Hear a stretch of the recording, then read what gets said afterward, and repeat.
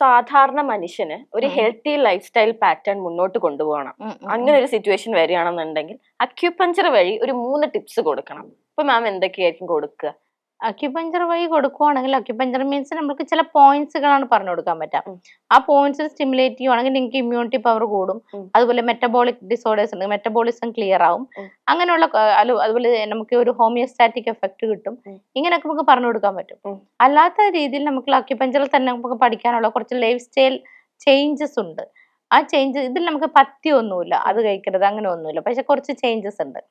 അതിൽ നമ്മൾ പറഞ്ഞു കൊടുക്കുകയാണെങ്കിൽ നമ്മൾ വൈകുന്നേരത്തെ ഭക്ഷണം ഒരു 7:30 കഴിക്കണം. ഭക്ഷണത്തോടൊപ്പം വെള്ളം കുടിക്കാണ്ടിരിക്കുക. ഭക്ഷണം കഴിച്ചു കഴിഞ്ഞ് ഒരു ½ hour കഴിഞ്ഞിട്ട് വെള്ളം കുടിക്കുക. രാത്രി ഒരു 9 o'clock ആകുമ്പോഴത്തേക്കെങ്കിലും 9 or 10 o'clock കിടന്ന് ഉറങ്ങുക എന്നുള്ളതാണ്. ഇപ്പൊ നമ്മൾക്ക് പലർക്കും രാവ് പകലും പകല് രാവും ആണല്ലോ. അപ്പോ ഈ നമുക്കതൊരു ഓർഗൻ ക്ലോക്ക് സിസ്റ്റം എന്നാ പറയാം. അതായത് ബയോളജിക്കൽ റിതം, സർക്കാഡിയൻ റിതം എന്ന് പറയുന്നത്. ആ ഋതപ്രകാരം നമ്മൾ പറയുന്നത് എന്താന്ന് വെച്ചാല് നമ്മുടെ ഓരോ ഇന്റേണൽ ഓർഗൻസിലോട്ടും അതിൻ്റെതായിട്ടുള്ള പീക്ക് ലെവലിൽ എനർജി ഫ്ലോ പോകുന്നത് ഒരു 2 hours ഇടവിട്ടാ. അപ്പൊ നമുക്ക് നമ്മുടെ ഡൈജസ്റ്റീവ് സിസ്റ്റം, നമ്മുടെ ദഹനേന്ദ്രിയ വ്യവസ്ഥ ഒരു 8 o'clock ഒക്കെ ആകുമ്പോഴത്തേക്കും ഓഫ് ആവും.